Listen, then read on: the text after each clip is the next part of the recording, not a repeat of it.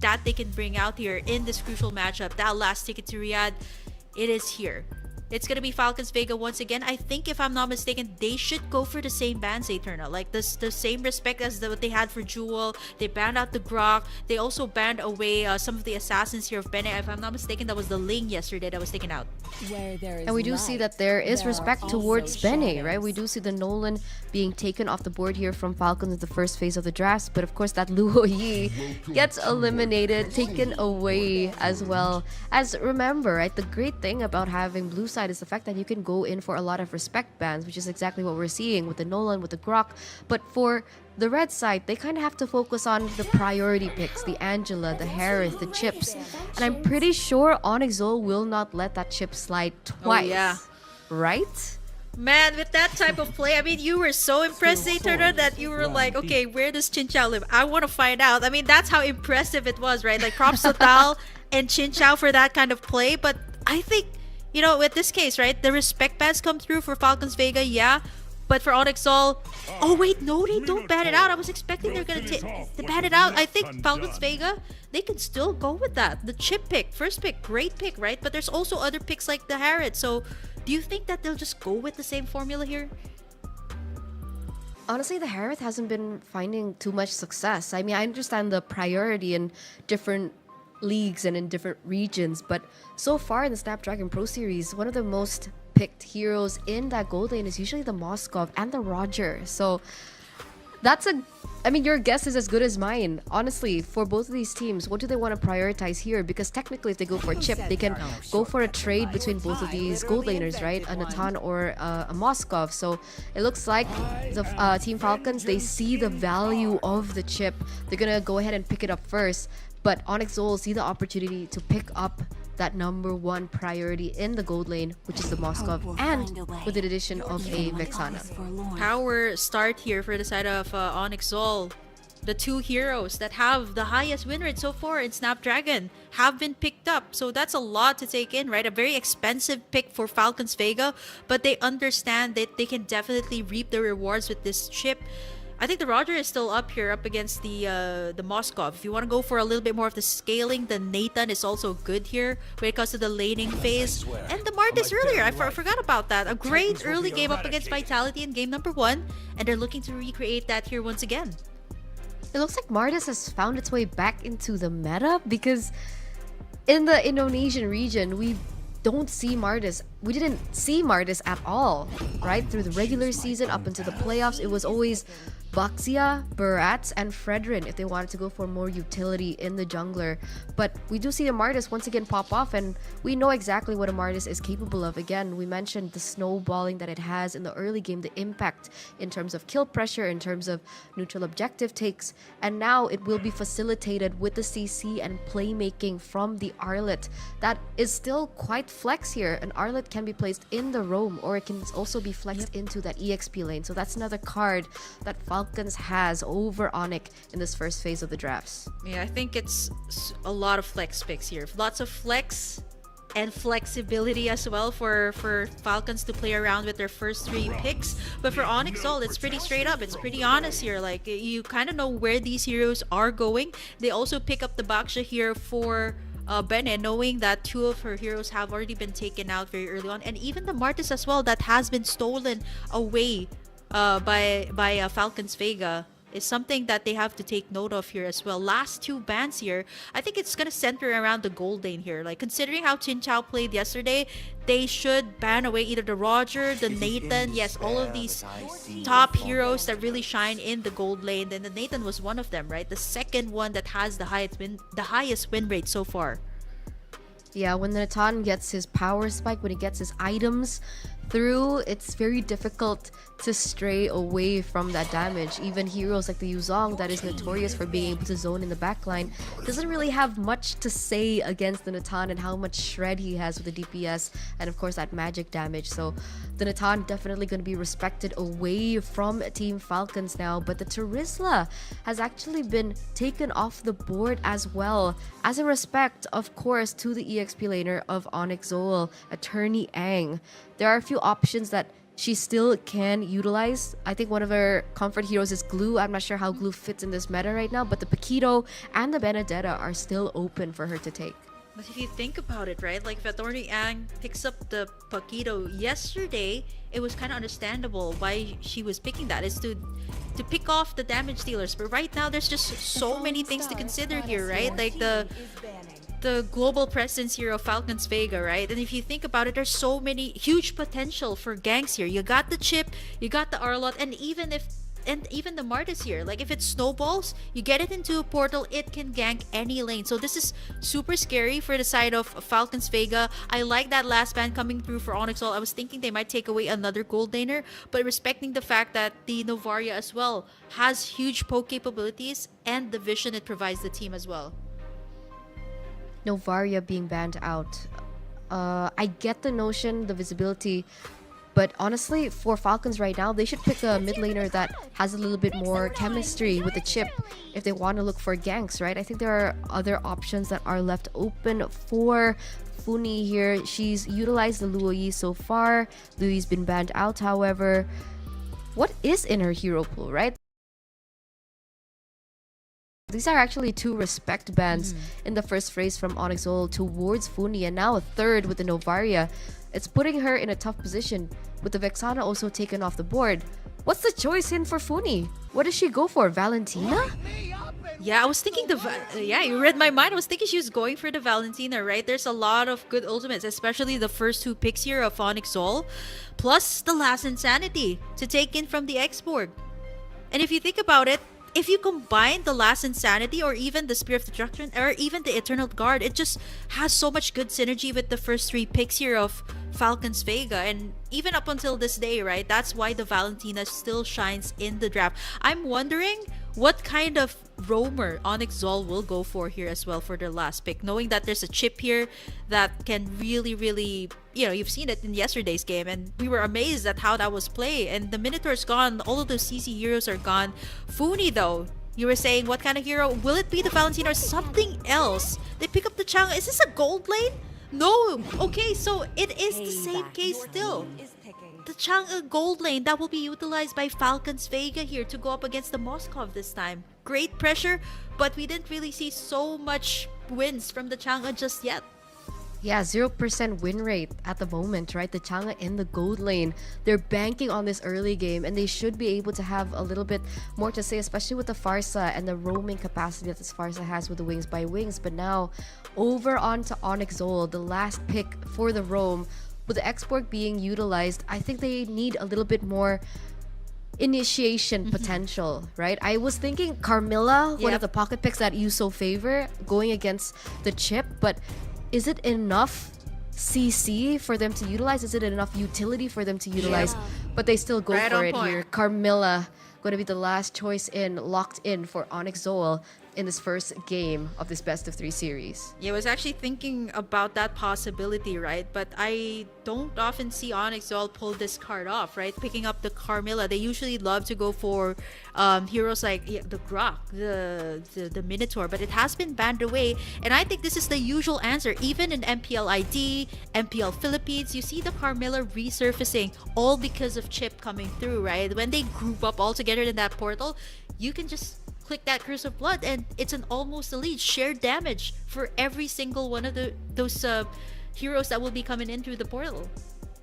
So again, like we mentioned before, we've been looking out for pocket picks of pocket strats that both of these teams might still be potentially hiding, and we finally get to see it come through. And will it work out?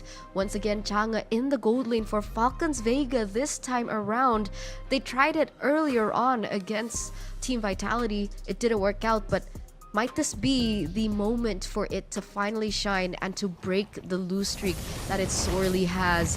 Ladies and gentlemen, welcome to game number 1 in the decider match of who gets that final slot to MWI and who will be able to move forward to the grand finals in the SPS Women's League Challenge Finals. If you look at Onyx Zol here, Jewel is that type of player that initiates the team fights. And I think with this Carmilla, right, like they should be able to engage pretty early on, knowing that Tal is going to be a little bit more proactive, right? There's a lot of ins and outs for the map, so they have to kind of be aware of where they have to position next, because knowing the chip, right, came from the top side and now it finally appeared on the bottom side. I also know that this Carmilla is a good pick, or has very good synergy with the Vexana. I know this was showcased by some of the content creators in MLBB, and honestly, it's often overlooked before, but now it's starting to show up once again in our meta. Yeah, it looks like it. And that's what I really liked, right? Both of these picks coming through for the side of ONIC Zoel. And I guess with the lack of CC tools, they might be relying more towards Rain to make those things happen. To go for perhaps a counter engage more so than looking for active plays on the map. But Falcons here in the top side. Yep, there you go, Violet. Flicker out for Rain, and they pick up the first blood. Pretty much like what they had up against Vitality in game number 1, and this is exactly what Falcons Vega needs, right? All of these heroes for Onyx All, it's gonna favor them in the late game, so they're gonna exert as much pressure. And if you take a look at the gold lane, Rian isn't even being a little bit too aggressive here up against the Chang'e. The Lord, or rather the Turtle, is here for the taking. It's gonna be Bene picking that up for the side of Onyx All, but for the price of herself. And now Jewel is the next one on the chopping board, forced to pop in that Vengeance. A double kill for Rain though, but Falcons Vega, they've secured in... No, it's rather Onyx All that has secured in the first turtle of the game. Yeah, it was a 1-for-2 trade earlier on, ladies and gentlemen, and we've been showcasing the prowess of Onyx Zoel in the early stage of the game, and we get to see that happen, right? The neutral objective take in their hands. They were able to get 2 kills under the belt of Falcons Vega as well, and it looks like the Farsa is also being very active around the map, trying to counter this aggression coming from Onyx Zoel, but up until this point, it hasn't really found much success. Going back to the gold lane, you mentioned about how Rian is playing weak side, and it's understandable, right? The damage in the early game is not quite there. Jin Chao has a little bit more to say, especially with her choice of emblems that, by the way, are exactly the same to the previous game where she picked up the Chang'e, right? Using the weakness finder to go in for more slows with the basic attacks that will be able to hit. And of course, a little bit more room to wriggle in the early game in that gold lane, of course, with the bargain hunter to get those items as fast as possible. Yeah, it's a good thing though that the Violet here is so contained for now, right? And you see a lot of the rotations are being done onto the XP lane here, making sure that it is contained before the turtle fight. It is not enough to take down the X4. As long as it has the Firaga armor, you're not going to be able to take it down. So now the biggest question is, Bene has been so good at these retribution takes, right? Even in yesterday's games up against Keishi, who has been dubbed to be the retribution queen. But right now, before the first turtle, Bene and Attorney Ang, they find Thal.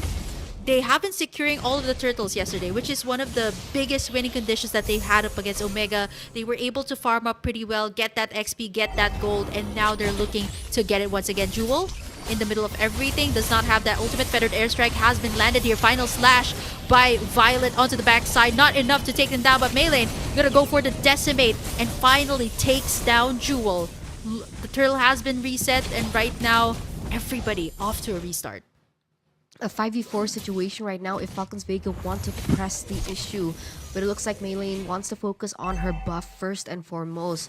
With the kill that she was able to get earlier on in that team fight, she has actually closed in that EXP gap that she initially had against Bene, who was a level ahead. Now at level 7, things are looking a little bit more 50-50 for Falcons Vega if they want to try and look for the contest on this next neutral objective. Yeah, it seems like they're hesitating on the turtle takes, right? Like, as long as Bene is there, they have to kind of zone her away, but she's super tanky right now. You've seen how long the turtle has been reset. Tal, she's gonna try to go for Jewel. Feathered airstrike from the back line to zone everybody out. Everybody's chunked down to real low, forcing Onyx Zoel to actually make the decision. Should we go for the turtle, let it go, or actually back away? But it seems like they want to go for the full engage here. Tal, though, being such a nuisance here for the side of Onyx Zoel. And now Curse of Bloods has been landed here. Bene gonna be the first one to fall. Decimate comes through. Attorney Ang burns that Firaga armor as well, and that's what it takes to make Onyx Zoel back away. But Falcons Vega, they've took in a bunch of the damage too. Yeah, it looks like they're gonna go for another reset. So both of these teams back away despite Bene being off the map. Onyx Ol, they didn't have a jungler, and yet Falcons Vega didn't want to look for a commit onto the neutral objective. Instead, it looks like they're looking for a punish onto Rian instead. That was the main point of Chin Chao on the Chang'e, and finally they're looking to go for it. Yep, there's a lot of pokes, and now Thal goes in for the knockup. Chin Chao now pushing the tower onto the bottom side, and they got what they wanted. Exactly the same thing as what they did. And now Meilane going for the turtle here. Bene's up though. 3v2 situation. It's gonna be really hard. Adorni Ang gonna get zoned out there by Thal. Bene rolling around, and they reset the turtle once again. I think Falcons Vega, they're not willing to commit. They're not willing to go for the full commit as long as their mid laner is not up. They want to make sure that they get this turtle because Bene has been so on point with that retribution. But right now, Bene's actually leveled out the playing field. Meilane earlier on was a level ahead, and now it looks like Onyx Ol are looking to get the neutral objective. Bene again with the retribution! Feathered airstrike and the meteor shower, not enough to burst down the side of Onyx Ol. Again, time and time again, Bene has been so on point. Like, she's been making a statement here with the retribution takes. Like yesterday, even up until today, and that has been giving Rian some advantage here on the bottom side, right? Like, she isn't so aggressive up against the Chang'e, but right now she has taken the lane on the bottom side as well. Again, equalizing the playing field here for both sides. In yesterday's games, the turret takes were so fast, but right now it seems like it's an even ball game. Yeah, Bene has been full respect, right? You can even take a look at her items.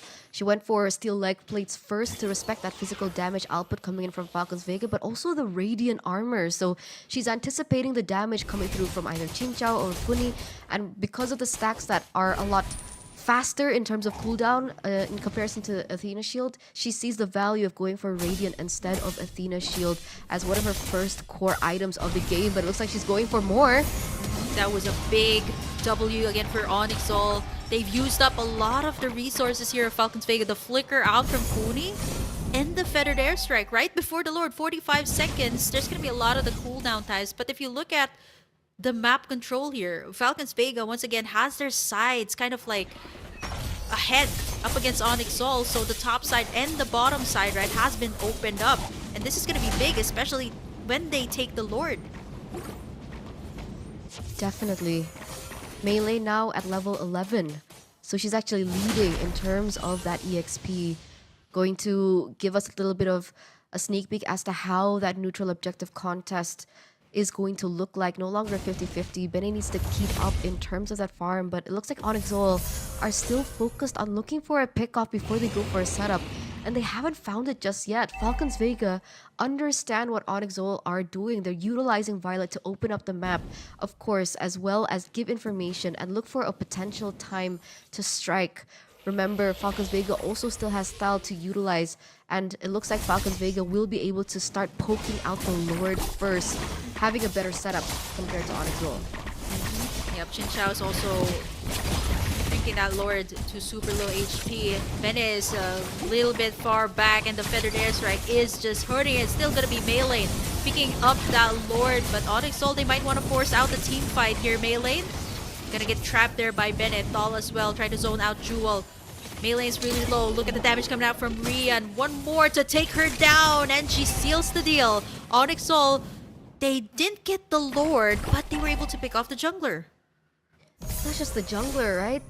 They also were able to pick up Violet, and on top of that, wait a second, both of these teams are trading these turrets in like it's nothing. That's gonna be a good trade in from the side of Onyx Ol, despite Falcons Vega being able to pick up that Lord. And look at the way that they're controlling the map now.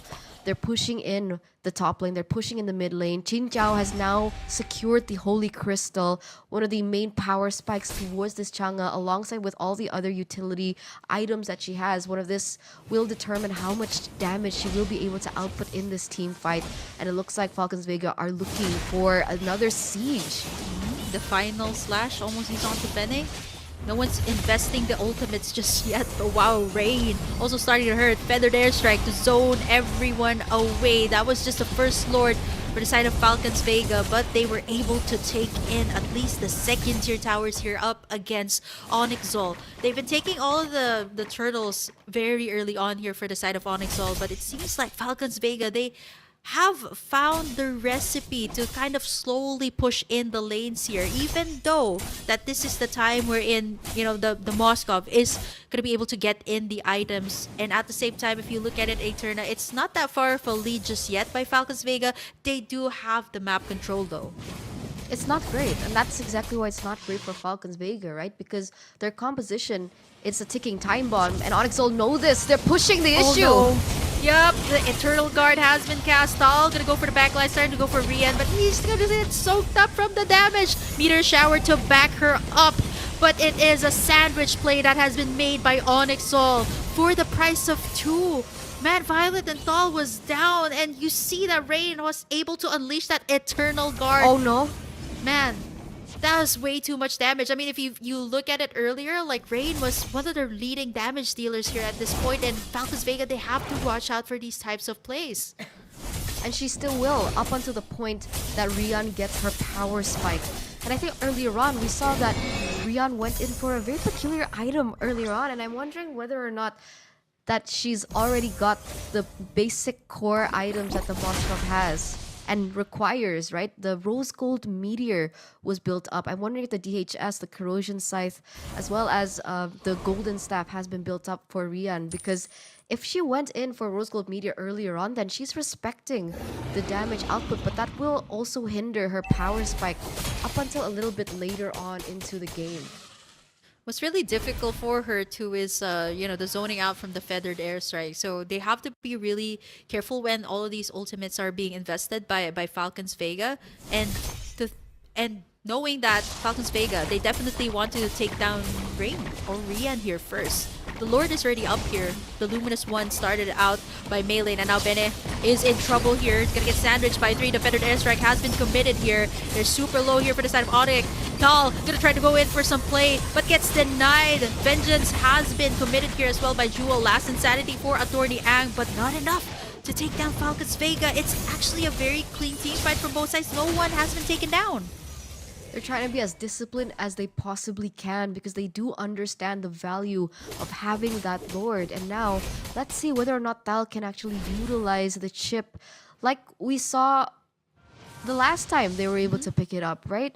This is when the chip starts to shine, when things are going to this mid to late game point of the game, right? When they start to go for the macro plays, the mind games, the brain games between both of these teams as they go for the Lord Dance. The chip can be utilized to look for several different types of things. Ganks, they can look for a similar play with Jinchao, but with Jinchao on Echanga, it's not going to be as easy as, again, right? Bene opening up the map, giving vision, and actually being able to bait some of these resources away from Falcons Vega before they all commit onto the Lord. Yeah, a lot of pokes have been happening here. Care of Rain, care of Attorney Ang as well. Again, the portal's going to be crucial. That top side, where that Lord is, right? And ONIC Zol, they know that very well. Jewel has been, you know, checking in all of the corners. Feathered Airstrike still a big factor here when it comes to zoning ONIC Zol away. So they can't just use that for now. But now we see Tal, a lot of long pokes coming out from both sides, and no one's still going for the full commit, knowing that this is going to be a very important Lord, especially for the side of Falcons Vega to push forward. What I do know is that ONIC Zol want to prolong this as much as they can, as Bene is still at level 14. Meanwhile, Meilane from the side of Falcons Vega already at level 15. So they have a little bit more of an advantage when it comes down to it, despite ONIC Zol having the better team fight. But it looks like Rian has a Malefic Roar already. So that's just the cherry on top to already a destructive Moskov in this 15 minutes. And that's also a green light for them to look for an engage here.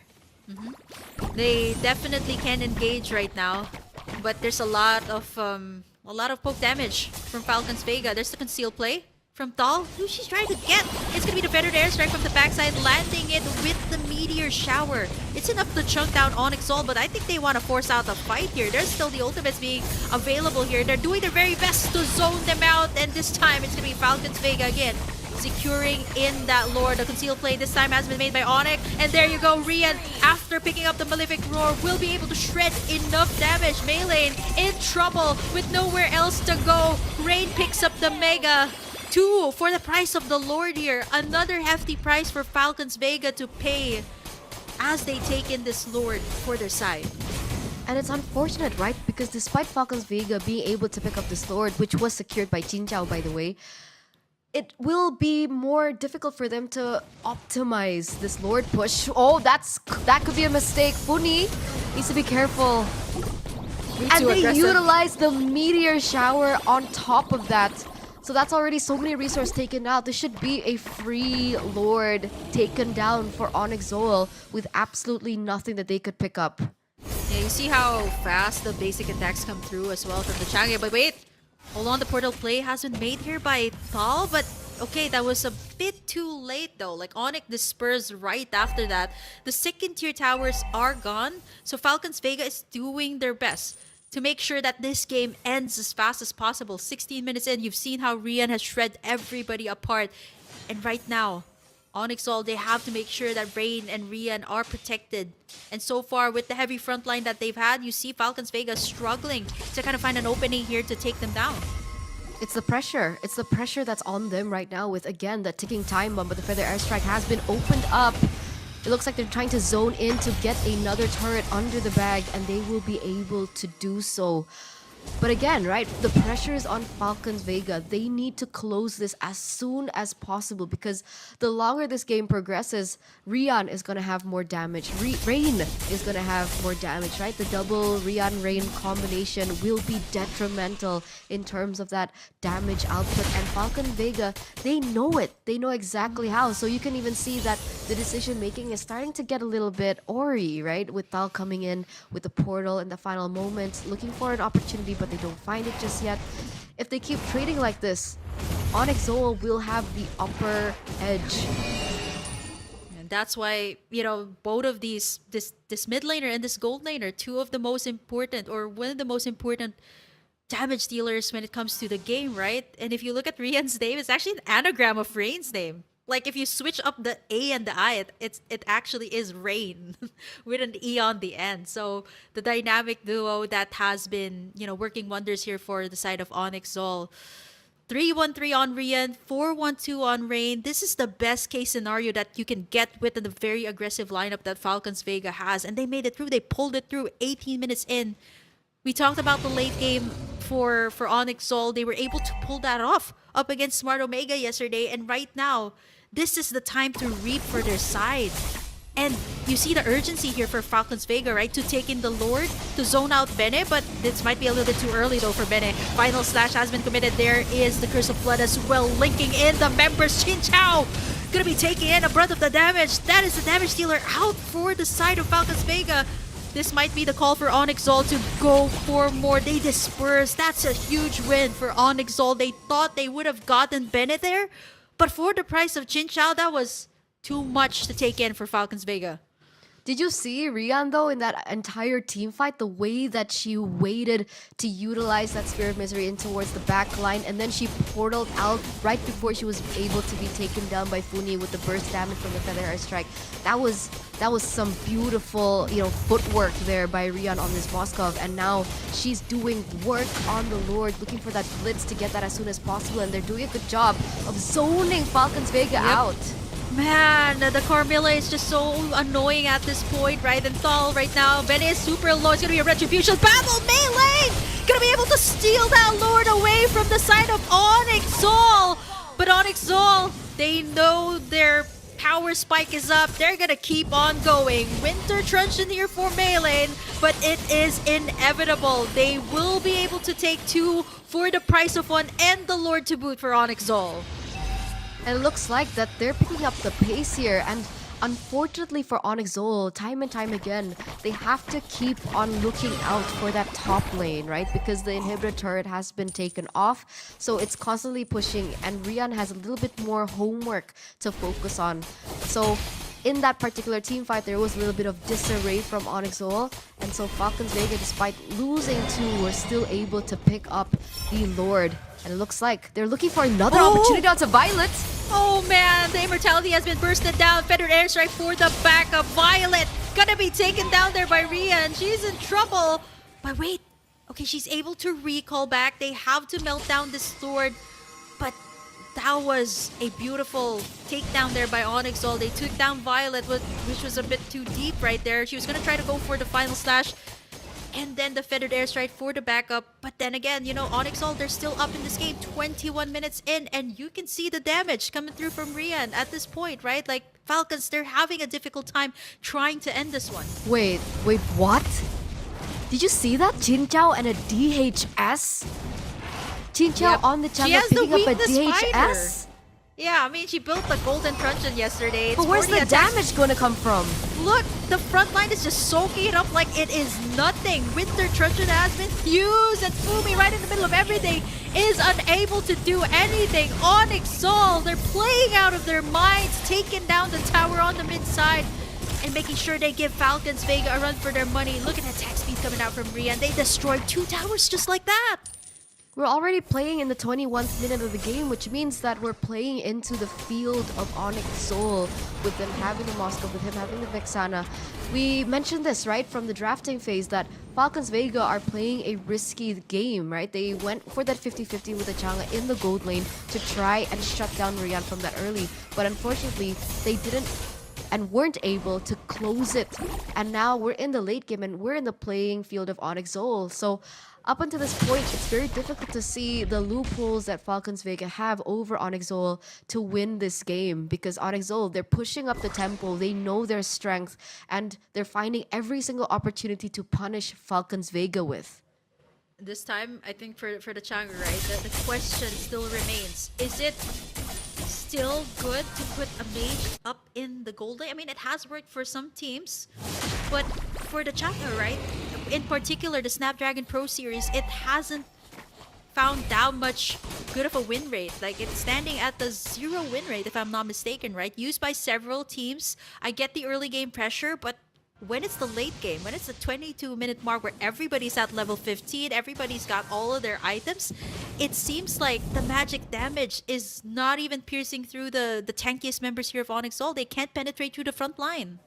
That's the problem with the Chang'e, right? Because as soon as you build something like the Radiant Armor, that damage that you initially have in the early stage of the game before the Radiant is built is negated completely. And to make it all worse, Chang'e's damage is not as DPS as like a Moskov, right? Basic attacks are so good.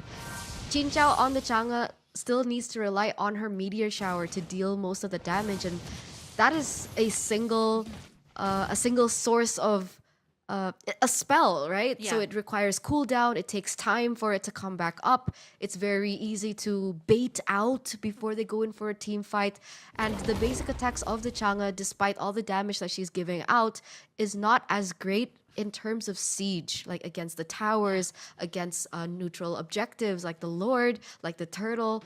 And that's why the Chang'e is a big risk. It was a 50-50 play. It's a gamble play. It's like putting 2 fighters in the side lanes, which some other teams have actually explored as a way to counter the marksman in the early game.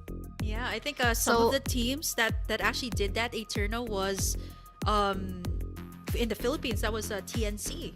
TNC, and if I'm not mistaken, the AP Bread actually also tried that. It has worked for some. It can kind of give you that early game advantage, but in the late game, right, it's difficult to end. You gotta wave clear. You don't have that DPS, that physical DPS damage. It's really hard, especially when the Moskov is just pretty much like the Moskov here of Rian. That has been a difficult task to shut down here for Falcons Vega. And at the same time, right, I get what the Chang'e is trying to do. It's kind of like giving me like vintage what was that, the vintage Nana, like the Nana that's built as a marksman. I know it worked a few times, but it's still not enough, right? In this current meta, it's pretty much different. It is the marksman that reigns king in the gold lane. It's very conditional. It's very 50-50, and it's very risky. So again, we haven't seen the Chang'e work out as to the way that these teams really expected. And we're coming back from the technical pause earlier on, ladies and gentlemen, to the 24th minute of the game. And now for Falcons Vega, Thal will be put to the ultimate test because she will be the key if Falcons Vega still hope to win this game against ONIC Zoel in this best of 3. She needs to find a loophole, figure out a way to go for an engage onto Rian, onto Rain.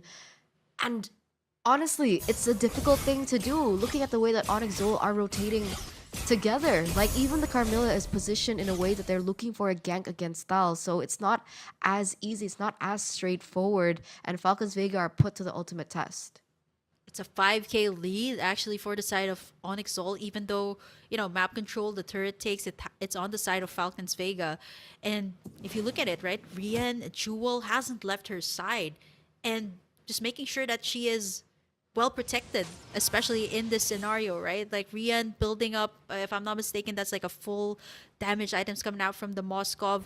And if you think about it, right, the difference here between the frontliners of both Falcons Vega and Onyx Zoel is gonna be the way that the Chang'e just tickles Bene, even Attorney Ang and Jewel, right? Like there's no way to reach the backline. So like what you said, right, it has to be Thal that makes some sort of surprise play here up against their side. And speaking of, they already found Jewel here, but it's way too early of an engage. She actually brought in 4 members here from their side, so they have to kind of find their way towards the Lord Pit as well, something that they need to take. But how long can this go on, Eterna? How many Lords does it take to actually finally take down the Crystal of Onyx Zoel? Honestly, at this point, I think it's inevitable more for Onyx Zoel to pick up this game, right? Of course, there are still a lot of turrets that they need to shred through, but in the 26th minute of the game, this Lord will also be doing some damage onto these structures, and that will be just the loophole that Onyx Zoel needs to secure this game. Falcons Vega have not found a solution, but all they have done is prolong the series. Luckily, that for Mei Lane that she was able to get the Lord earlier on, because if not, I think Onyx Zoel would have closed it there and then. The base is also open on the top side here for Onyx Zoel. Another possibility to maybe perhaps just finally end this thing, right? Like just go straight for the base. But I think both sides just want to go for the more conventional route, right? The Lord. And at this point, Eterna, 26 minutes in, the dead timers are huge. So yeah, I don't think they can go for that loophole on the top side unless the inhibitor turret, the exposed one, was on the far lane. But luckily for Onyx Zoel, it's on the same side as the Lord spawning, so they can't utilize that the way that we saw Jin Chao being able to utilize it in her previous game with the Roger. Man, this is like the long games that I've seen before where the Farsa, well, there's a Farsa here, but the meta of the Farsa and Eve, man, that stretched almost up to like 45 minutes. I mean, there was a meta like that, but this game, 27 minutes is pretty close. And the difference is having the Moskov. Again, like all of the immortalities are being built here. It's going to be difficult to take anyone down. Everybody wants to go in for that second chance. And I think it's a very long standoff between these two teams, right? Like you see Chin Chao, you see Rian as well here on the bottom side. They want to open up this part of the map for the side of Falcons Vega, but they're unable to do so because Jewel and Rian haven't left their spot just yet. They've been clearing out that wave, and it's been a long Mexican standoff between Bene and even Mei Lane. No one's just going for the full commit here. Yeah, they're too worried. They're too worried of making a single mistake because at this point, honestly, Falcons Vega can still find an opportunity to take the game because of the death timers, right? It should be up to 60, maybe even 70 seconds now. So one mistake, one death will signify who will be able to pick up the game. And both of these teams, they don't want to make that risk. They know the pressure that both of them are on. They are in the lower brackets. One mistake will give the momentum over to the other team to possibly go for a clean sweep 2-0, and they'll grab their hands onto the grand finals, and they'll grab their hands on that final slot, that final ticket to Riyadh for MWI in the Esports World Cup. So they're playing it very, very slowly. And wait a second. Wait. Is this it? Is this it? Is this the moment we've been waiting for? Okay, No, they don't go for it again. Yeah, but I mean, it was way too risky, right? Even for the side of Onyx Zoel, they didn't want to go for the full commit. There was a final slash. Uni was also right there, so they could have gotten in for a counter engage. Man, this is taking a lot of time, right, for both sides. Decision making is going to be crucial. A lot of immortalities as well for Falcons Vega and Onyx Sol. The deciding lord is going to be here. And honestly, this is one of the most frustrating things, right? Like, one single mistake in a game that reaches 29 minutes, Eterna, it could cost you the entire game. Definitely. We can see Jin Chao using her meteor shower to clear in that top wave, try to push it through, get a little bit more information as to the whereabouts of the team.